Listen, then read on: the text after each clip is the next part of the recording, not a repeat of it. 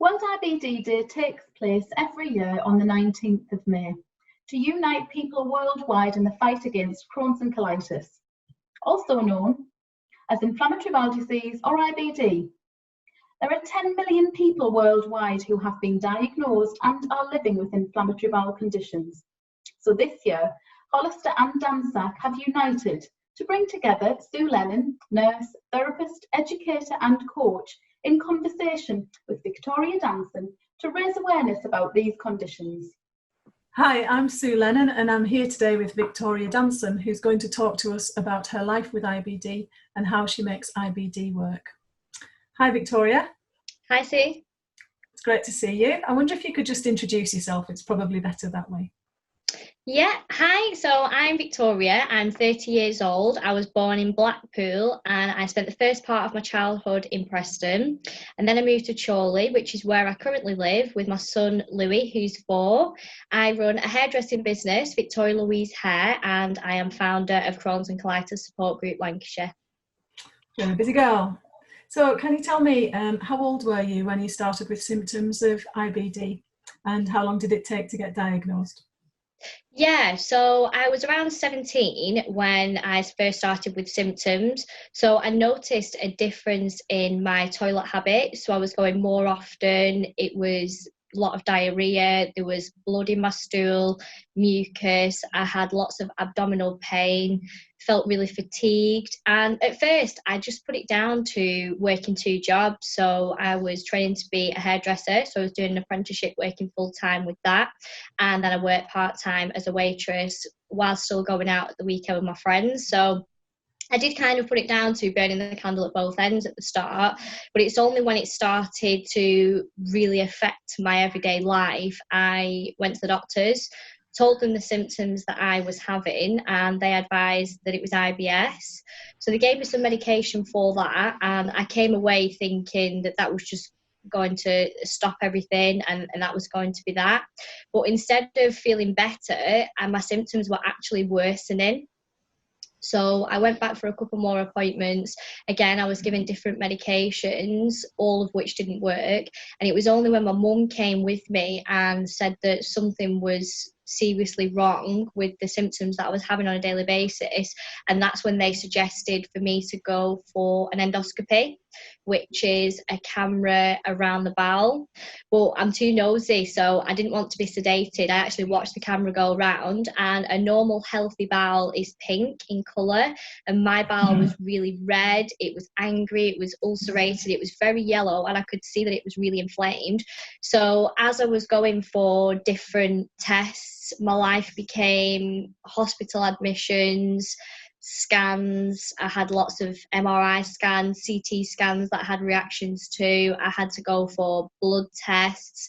I also started on a medication. It was quite hard to actually adjust to this new life at such a young age where, you know, normal 17, 18-year-olds you're quite free at that age. You don't really have any responsibilities. You're still living at home. And I had to adjust to this new life about the foods I was eating. I had to plan around always knowing where the toilet was because of urgency. But it was really helped by the people that I had around me. So family have always been really important to me, especially my mum, who has been there from the IBD journey from the start. So, you know, from pushing to get the endoscopy to being there at the diagnosis. And she's also had to see me at my weakest moments when I have had to have surgery, and she's seen me in intensive care. She's been there when I've took my first steps, and then now with the support group, she comes to every meeting. We did a fundraising event last year. She gave her own time to come and help me do that, and she's always behind me, believing in me, and I think that's really important, along with my grandma, who I'm really close to. My grandma's been there since the day I was born. She's really important to me. But it's actually my mum's birthday today, so I'd like to say happy birthday to my mum. And Louis has actually made some homemade cards for her. Oh, that's cute. So although we can't see her, Ta-da! How lovely.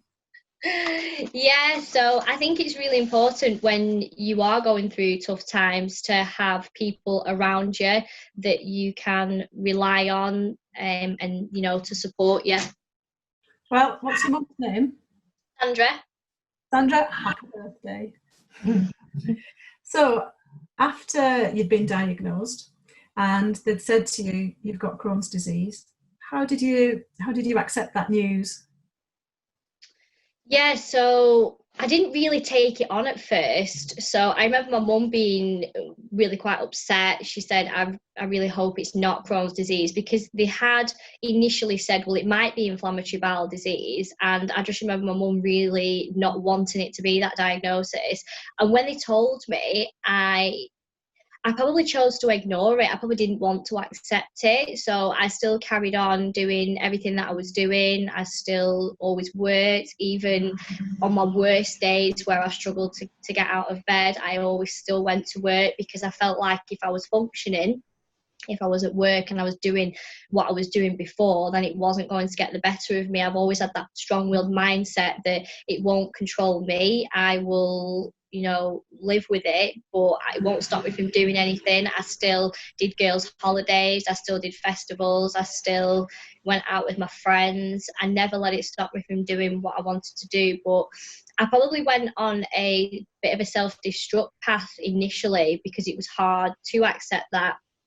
And also, not long after the diagnosis, I had lost my uncle to suicide, and I actually lived with him when I was younger with my mum, my grandma, my granddad, so I was really close to him. So I was struggling to accept that as well, and all that emotional build up was really quite hard. So I probably, you know, for a good year did struggle to accept it, but then I found the gym and I started boxing, and there was probably quite a lot of anger in there that had built up over time through, you know, lots of different experiences that I'd been through, and I found that that was a good way to release that. And I've also always found therapy in horses as well, so I've spent a lot of time with horses. I just think when you're on a horse you forget about everything. And also music, I really find therapy in music is just, you know, music will get you through anything. Okay, so what kind of music were you into as a teenager?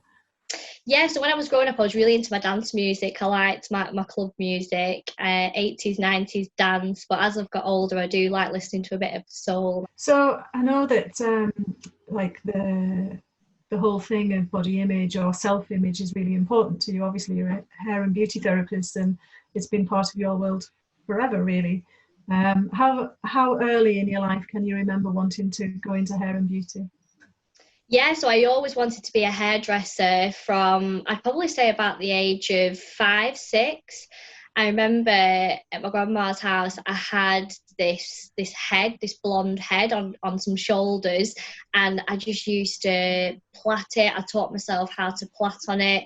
I used to go to like a child daycare centre, kindercare it was called, and I used to go there in the 6-week holidays from primary school, and I used to French plait, you know, the ladies' hair that were looking after us, and they all thought it was amazing that I could French plait hair. So I used to spend my days doing that. And I suppose I found therapy in hair as well. I used to just really enjoy just making a masterpiece out of hair, and I've never been afraid to try new things. And even now, you know, I specialise in wedding hair, so it's great to be part of a morning where you are making people feel good about themselves, and I love trying, you know, new creations. And yet, when you were a small child, I think you were bullied, weren't you? And is that something that you can talk about? Yeah, so from a young age, I was made to feel that ginger hair was ugly, that having pale skin and freckles were disgusting, and there was a lot of name calling that I had to deal with growing up, both in primary school and in high school. And I didn't really have anybody in the background telling me any different. So you start to believe that when you hear something over and over again, that's what you think. So I started to change myself to try and be accepted. So I coloured my hair, I then wore fake tan. I used to put makeup on just to try and feel accepted. And because I felt like then when I did that, people did accept me. Yeah, I understand. So it's like when you think about all that you were going through in those early years and what you had gone through before with the bullying and then image stuff, moon face, sore joints, crikey, you know, the strength of character that it must have taken to come through that is not unremarkable. Despite all of that, this background of bullying and lots of difficulty with self-image and moon face and sore joints, you went on and became a hairdresser. I'm really interested to know how your employers responded to you. How did you discuss your health problems with them, and were they supportive? Yeah, so initially, as I said, because I used to go out a lot, I had, they thought I was a party animal. So they put it down to me being tired and going to the toilet a lot because I was going out so much. And they probably didn't take it serious. And over the years, I've almost felt like I've been penalised from my condition, as I've had bonus deductions based on hospital admissions. I've had wage reductions based on time that I've spent on the toilet. And you feel then that you don't have that rapport with your employer to actually talk about what you're going through, because the pressure that you feel when you're on the toilet and you physically can't get off because you're filling that toilet bowl with blood, and yet you know that your wage is being deducted for that, when these employers have got your medical records and they know what you're living with. It can be really, really difficult. But my clients have always been fantastic in supporting me, and they have always supported everything that I do with the group. But I did have one manager that, when I was having my surgery, was absolutely fantastic. She came to see me in hospital when I had the surgery, and she's a really good friend now to me. She also supported me in going back to work because I struggled confidence-wise to return to work after having so long off after my surgery, and she was really, really good. Okay. There was a point when you had to quit hairdressing, wasn't there, because you were really unwell? Yeah, I did. So I managed to get my qualification, and then I worked in the salon for a few years, but it just became unsustainable to be able to stand on my feet all day with all the symptoms that I was experiencing, side effects, and when I had to have time off for hospital admissions, you almost felt guilty because you had to prove how unwell you were. So I just found the pressure was too much, especially when you're working in a hairdressing environment. Everything's about timing. So, when you have a client and they've got a colour on and then you need to do your next client, if you're on the toilet, you're lucky if you get 5 minutes for something to eat. So I just found it was too much. So I decided to take a break. Yeah, okay. So how did it feel, given that you'd worked so hard for this life, this future and career, to have to, or to be forced really to give up that? How did you cope with that? Yeah, it was really hard. It was really difficult, and I felt like I'd failed. And, it almost made me feel inside that I was disappointed that I couldn't do what I wanted to do. Yeah. And also, hairdressing must have been part of your identity as well, mustn't it? Yeah, definitely. And I was so glad that I was able to return to it after my surgery, because it's what I absolutely love doing. Yeah. So it seems to me, and obviously I've talked to other people too, that having IBD is just a constant stress. I mean, even if your IBD is relatively well managed and going through a calm period, it doesn't ever leave you, does it? The concern that you have about your body. So I'm wondering about mental health support. Did you have any kind of mental health support in the early years? I'm thinking in the lead up to you going for surgery. Yeah, so there wasn't really much support in mental health, if I'm honest. And I think it's a really big factor of living with IBD, depression and anxiety. If you're having to plan about where the toilet is, and everywhere you go, you always need to make sure that there's a toilet, the anxiety that can cause. And no, I didn't really feel like I could talk about it, because it wasn't really spoken about. Inflammatory bowel disease 11 years ago wasn't really spoken about, and because it's becoming more common now, and I think because people are sharing their stories more, it inspires others to share their story. And when you do talk about what you've been through and even just how you're feeling, it releases a weight off you. You know, you feel better for talking about it. And I think talking about inflammatory bowel disease itself is really important, and it's something that people with Crohn's disease and colitis should definitely do if they feel like, you know, they're confident enough to do that.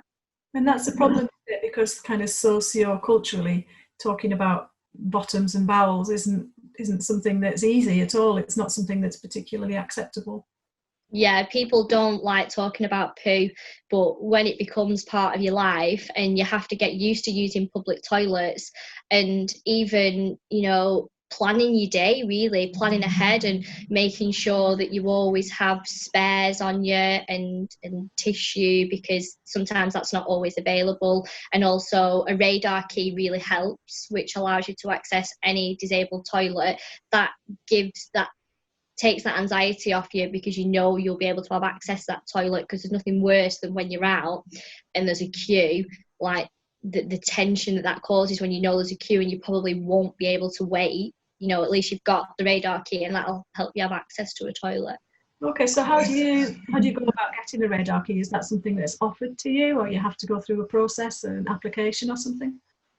No, so we actually have radar keys within the support group. So when members come to our meetings, they have the option to have a radar key, or you can also ask nurses. They will be able to have access to different companies that would be able to get a radar key. All right, that's so. Throughout your IBD journey, I know you mentioned earlier that you had surgery and that surgery was mentioned earlier. How realistic did you think that was? Was it something that you accepted might come along one day? I never thought that I'd have to have surgery. I used to have a laugh with my consultant in clinic, and he used to say, you know, you do realise that a certain amount of patients with Crohn's disease will go on to have surgery. They will need to have a stoma. And I always said, there's no way, you know, that I'd ever have that. I'm not having that. It was almost like a definite no. I was willing to do absolutely anything other than have that. I was willing to take the really harsh medications and deal with the side effects than have the surgery. So before your surgery, did you have any misconceptions about stoma surgery, you know, and how that would be, life with a stoma? Yeah, I did. So I'd never actually seen an ileostomy bag before, so I thought they were going to be really big and ugly. And I was also really afraid, because I'd been judged based on my appearance for so long and growing up, and it took me a long time to learn to love myself for the person that I am. I thought people would treat me different having a stoma, and that worried me, because that's how I'd always been treated. But when it actually came down to it, how did the decision for you to have a stoma kind of evolve? What happened, and how did you come to that decision? Yeah, so I managed to do 5 years with medication. So I was diagnosed when I was 19 and I got to 24. And in that time, I'd been on immunosuppressants that had given me induced pancreatitis. I'd had lots of IV steroids and oral steroids, which were really difficult because I used to get sore bones, and I still do get really sore joints now.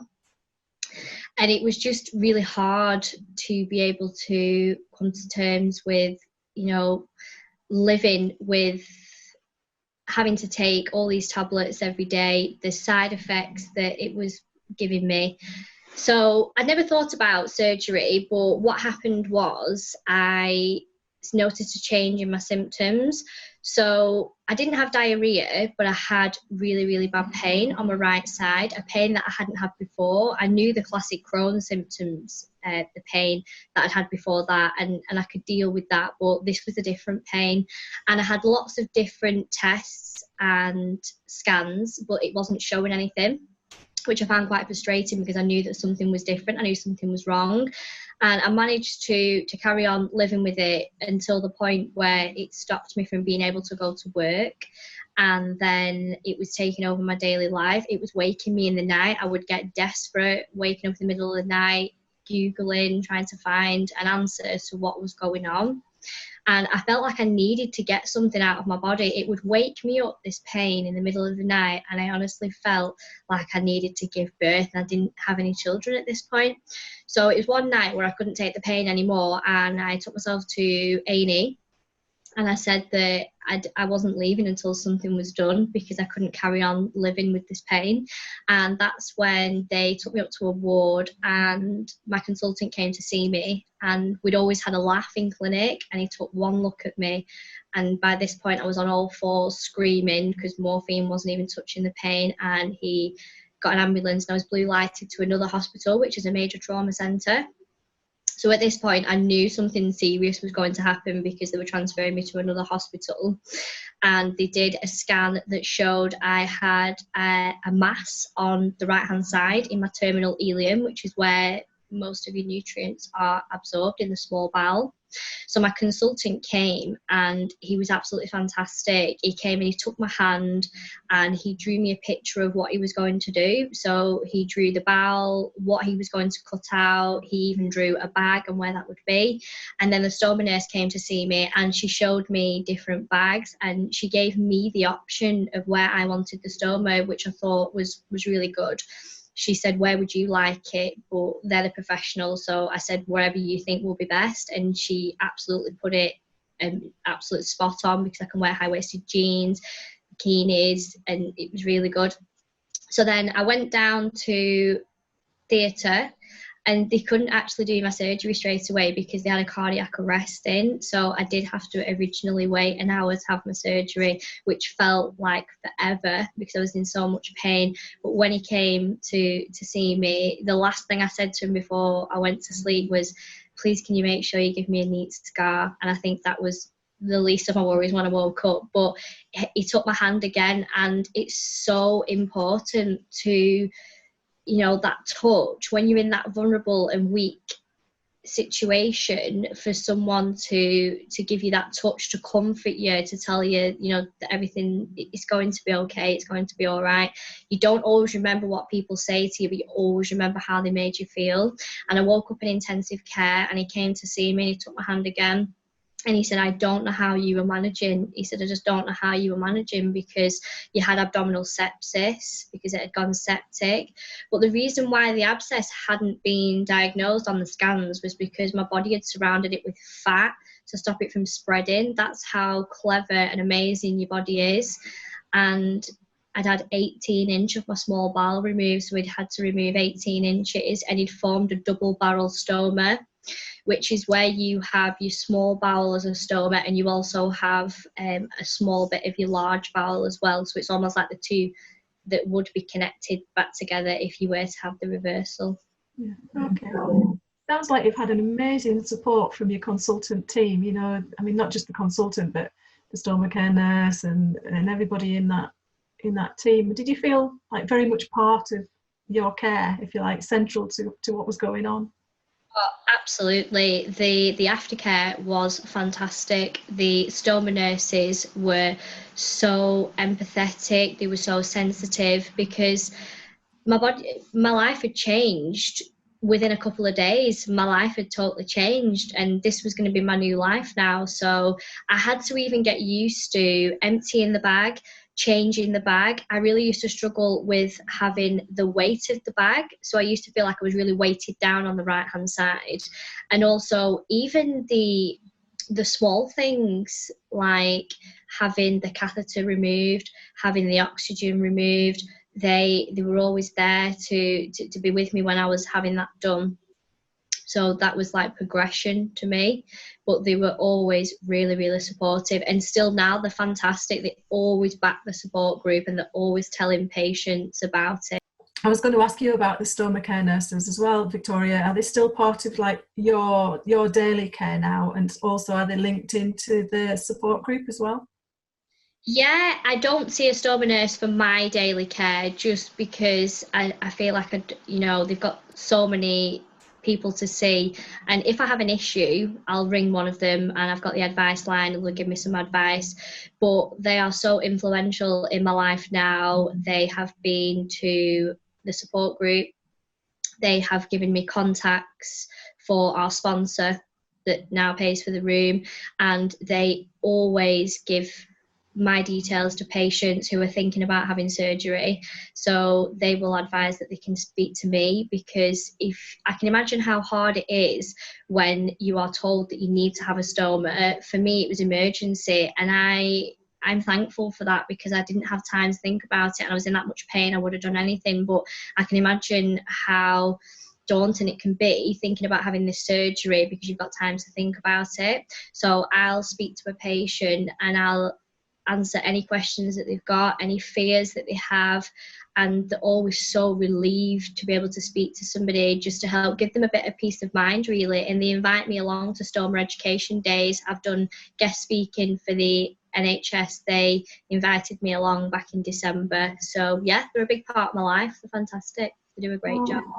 That's absolutely brilliant, isn't it?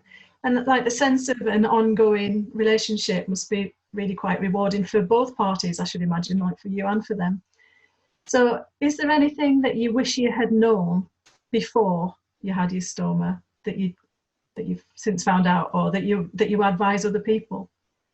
Yeah, so I really wish I would have known that it was going to change my life for the better, that I was going to achieve more in the last 6 years of having a stoma than the 24 years before that, and that I would have known that it was going to be okay dressing it, because there's lots of different support wear out there, and I didn't know anybody that had had surgery, so I didn't know to ask these questions or, have this information.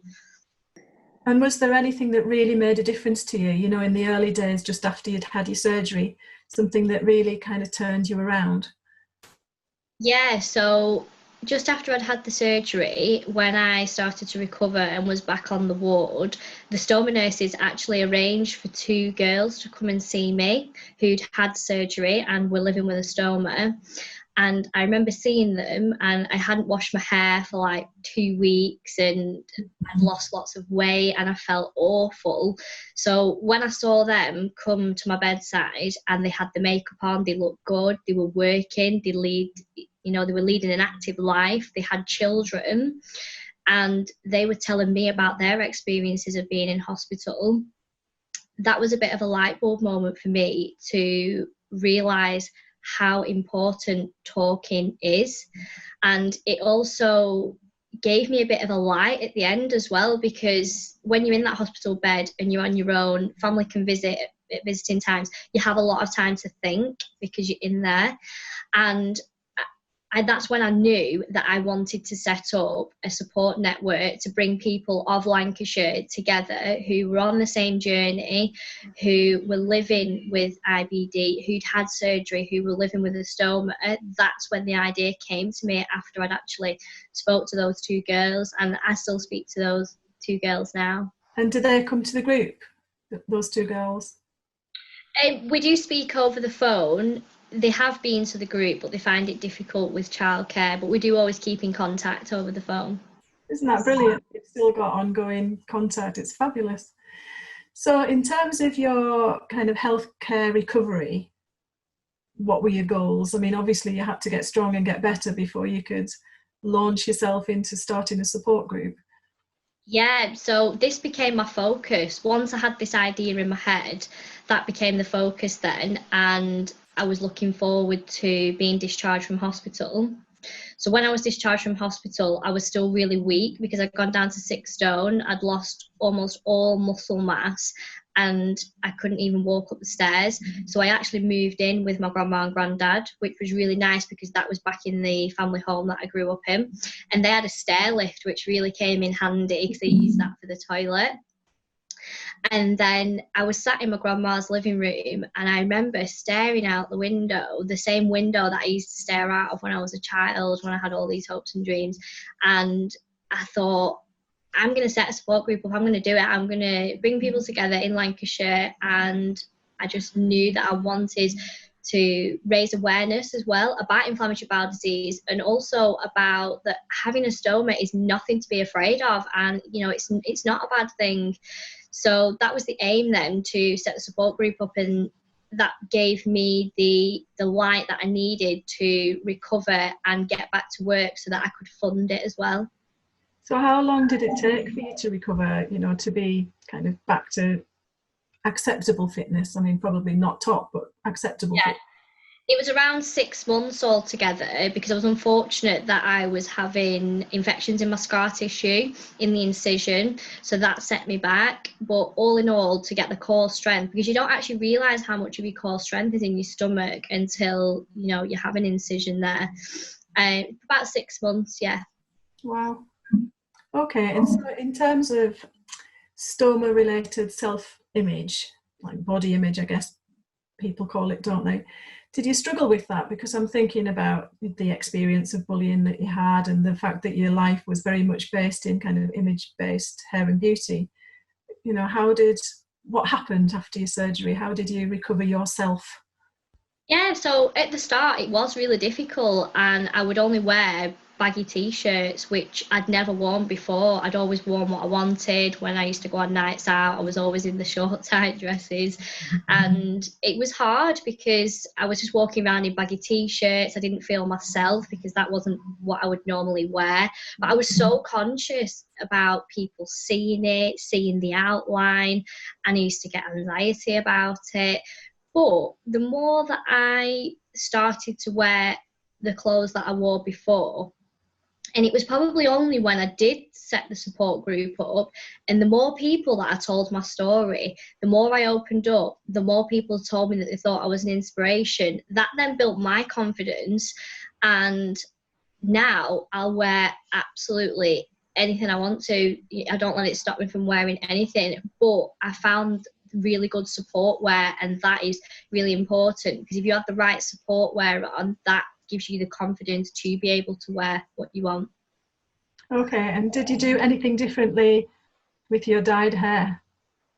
Yeah, so when I came out of hospital, went to my grandma's, again, a lot of time to think, and I thought, do you know what, I'm going to be who I was always meant to be.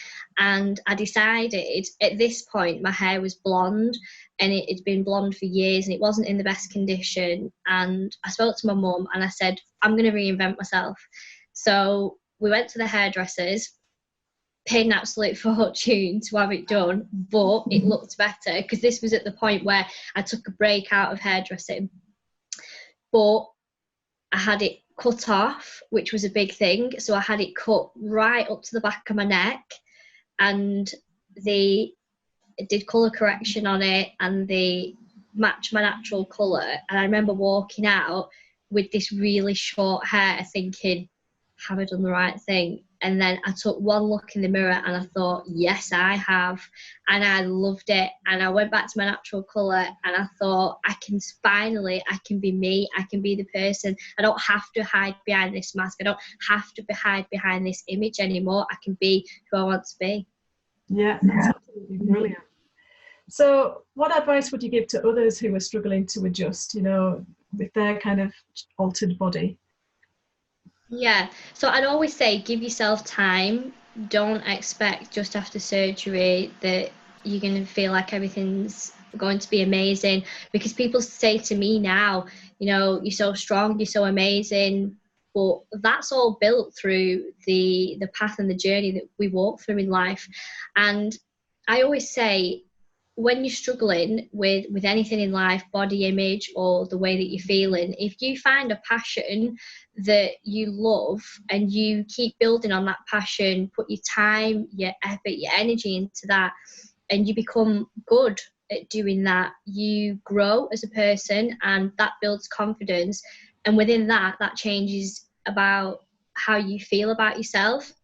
But also, beauty does not come from the way that you look. It does not come from that. It comes from how kind the heart is.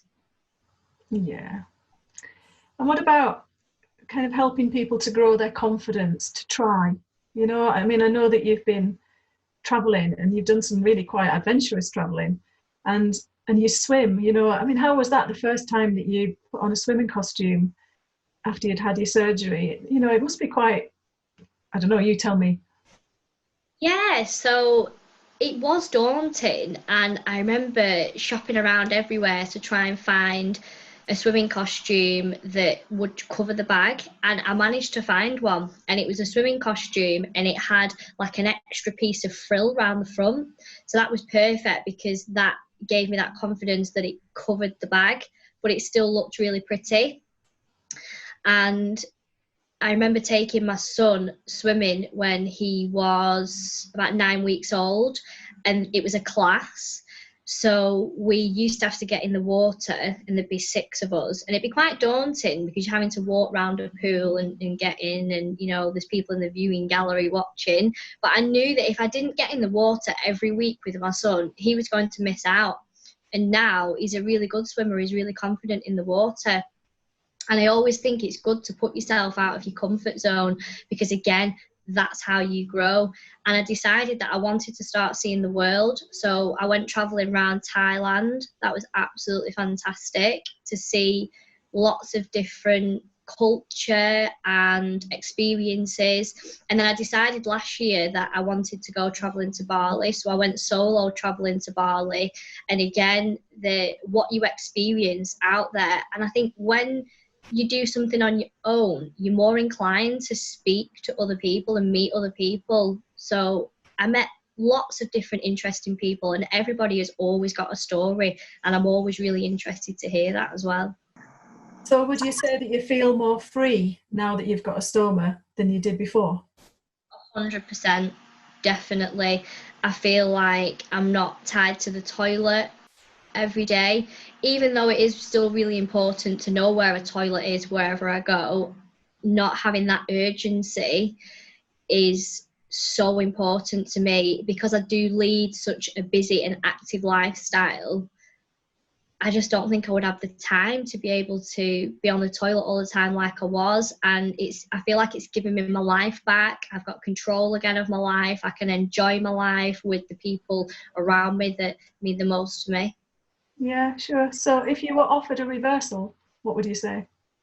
I've already been offered the reversal, and I never thought I'd say this, but my consultant asked me if I want to have the reversal, and he was confused. He actually said, I don't understand why you don't want to have the reversal. You're young, you're fit, you're healthy. And I said to him that I am so scarred by how I used to feel when I was on the toilet a lot, those emotions, that urgency. And he said, well, you're not guaranteed to go back to that. And I said, well, I actually believe that I was given this as a second chance at life. I feel like I was given this to take forward and show that it's nothing to be afraid of, raise awareness that there's absolutely nothing wrong with having a stoma. So tell me about Louis. So Louis is my son, and he's 4 years old, and he changed my life massively. He taught me what true love really is, and he also taught me how to show love back as well, because he broke those walls down that I had spent many years building. He just gets me, I get him. I love showing him new experiences. I love making memories with him. He makes me laugh, and he's just so understanding about what I've been through. And I always show him a lot of love because I think it's really important to feel loved from a young age to build that confidence. Oh, so would you say that being a parent has also really helped you to grow? Definitely, 100%. Your priorities totally change when you have a child, and you have to put them before yourself. So I love nothing more than getting up on a weekend on a Sunday and my day off and taking him out to Thomas the Tank, or I drove for 2.5 hours to take him to see the Real Polar Express. Anything to put a smile on his face. And you know, equally he calls me his sweet, kind girl. He's just so cute. Oh. So how do you talk to him about your stoma or about your health history? Do you have a name for your stoma? How do you refer to it? Yeah, so I don't actually have a name for it. And when he was growing up, when he was younger, he used to be quite afraid of it. So he would say, it looks really sore, it looks painful. And because obviously when you take the bag off, it's red. But I decided to show him a video that I have. When I do guest speaking and I do a presentation, I have a video, and I played it to him. And it starts off with pictures of me in intensive care, and then the journey of how we started Crohn and Colitis Support Group Lancashire up until, here I am today. And he was really shocked at the photos of me in intensive care. And he said, "Mummy, is that you?" And I said, "Yeah." And he got really quite upset. And I explained to him that I'd been really poorly before I'd had him. And that's the reason why I'd had to have a stoma. And that's why I have a bag now, because it saved my life. And now he just thinks it's amazing. And he's asking me, who else has a bag? So I actually participated in a video with other ostomates, and I showed him. And he loved it. He thought it was amazing. "Have all those people got a bag?" And I said, yeah, most of them have, yeah. And he just thought it was brilliant. Okay, so when he talks to you about, I don't know, does he help you? I think about people who have a second child, and the older child kind of is really helpful and gets nappies and things like that. Does he help you with bag changes and things? Absolutely. Yeah, so he likes watching me, actually. So he likes me having a bath with him at night, and he'll watch me. So he'll ask me if I need anything, and he'll pass me a tissue, or he thinks it's really, really interesting, but he's so sensitive towards it. So sometimes he'll say to me, if I'm going to the toilet, "Do you need to empty your bag?" He's like conscious about it, which is really good, because as I say, it's teaching him that being different is okay. And he also asked me when he started school, he said, today we was in PE, and all the little girls in the class, they don't have that bag, they don't have what you have. So it dawned on me then that he must have thought that every female has a bag. So then I had to explain to him again that I live with Crohn's disease, and that's why I have to have a bag. So he's got a really good understanding of it now. And does he talk to his friends about it? Do you ever get strange questions from other children?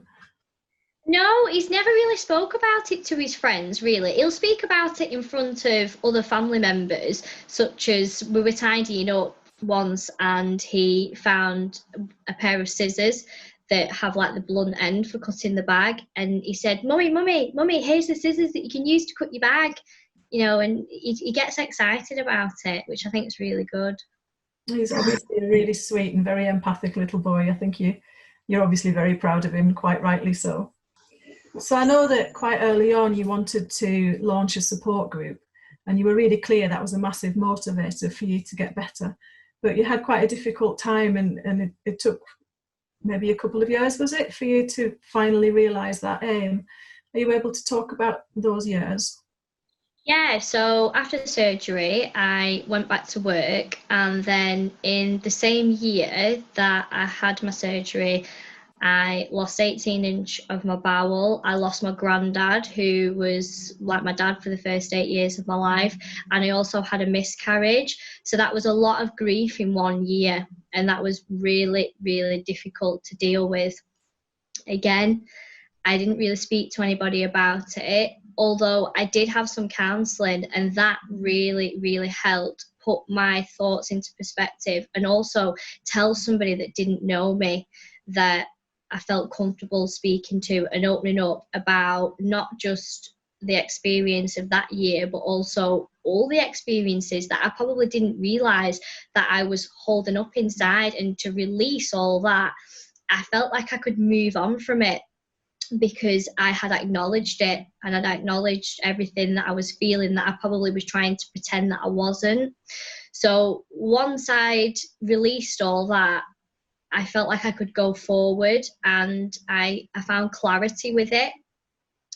So I then got pregnant again, which was amazing, with my son, Louis. But it was quite a difficult time because I'd had the miscarriage. I was always worried that something was going to happen. So I struggled to enjoy my pregnancy in case something happened again.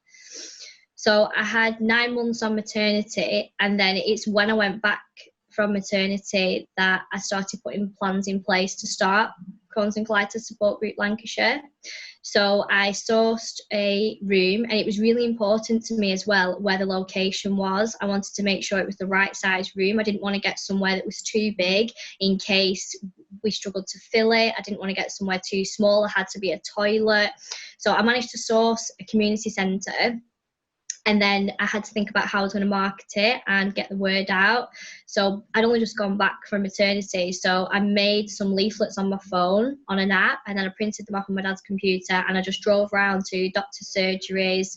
I drove around to hospitals and just gave leaflets to anyone that would listen and believe in what I was trying to do. I then went on the TV and shared my story again. And then I went on the radio to get the word out. And then I created a Facebook page. So we waited for the first meeting, and I didn't know if anybody was going to turn up. My friends and family were there, and we had 2 members of the public. So I thought, okay, it's better than none. It's a start. And those people were so influential to the group because their stories were so interesting.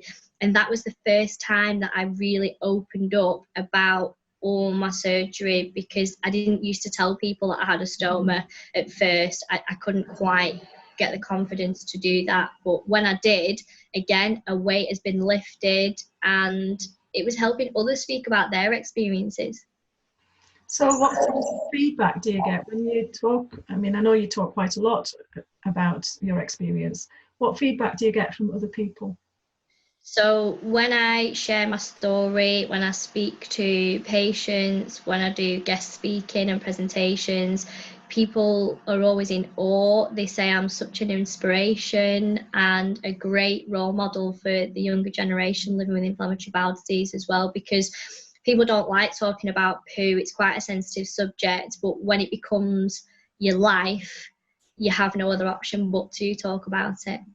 Yeah, I think you're absolutely right, and certainly it seems that we're getting a bit easier at talking about urinary incontinence, and perhaps call it, bowel incontinence is the next great frontier.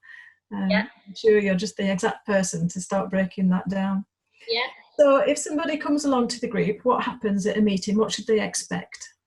Yeah, so what I try and do is we'll do a general meeting where members can talk about anything. So I call that an open meeting. So they can discuss new medications, they can discuss diet, because that's really important.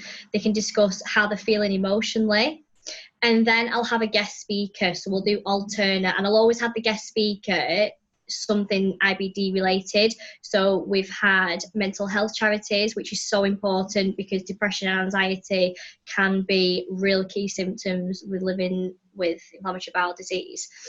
And also we've had nutritionist, which again, it's the digestive system. So I am all for herbal supplements and eating really healthy foods.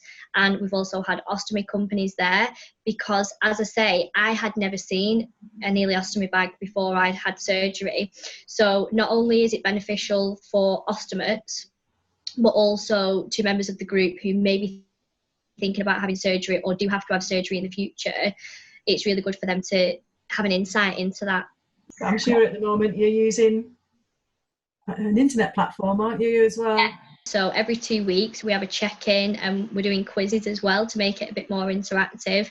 So I'm not sure when we'll be able to resume the meeting, but hopefully in the future. Why am I not surprised that you're incredibly adaptable? Well, where there's a will, there's a way. Yeah, quite right. So who supports you in the running of the group, and is there anything that you'd like to say to them right now? Yeah, so I have trustees, I have a committee board, and they're just absolutely fantastic. The time that they give, they're always on board with the ideas that I have. They give their time to help support the group, get the word out there, raise awareness. And I'd just like to say thank you so much for everything that you do in supporting the group, believing in the group, and getting the word out there and raising awareness. And it's fantastic what you do for us. Thank you. That's lovely. So what about kind of the personal rewards for you? You know, it must take an awful lot of time and a considerable amount of energy. What do you get back from running this group? So I get great personal satisfaction of supporting and helping people through my own experiences. So when you give advice to somebody who hasn't spoken to anybody else that's living with inflammatory bowel disease, they are so grateful for you to put their fears at rest, to give them peace of mind, to give them support, to listen as well. And people really appreciate you giving the time.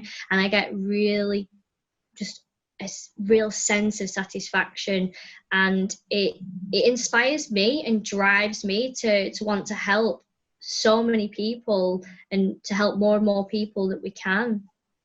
Yeah. So how do people make contact with the group? How would they link up with you?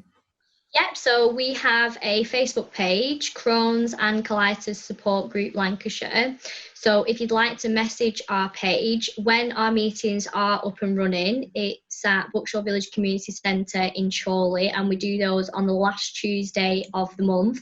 But at the minute, we are doing Zoom meetings. So if you'd like to join our Zoom meetings, I can send that information over to you. Excellent.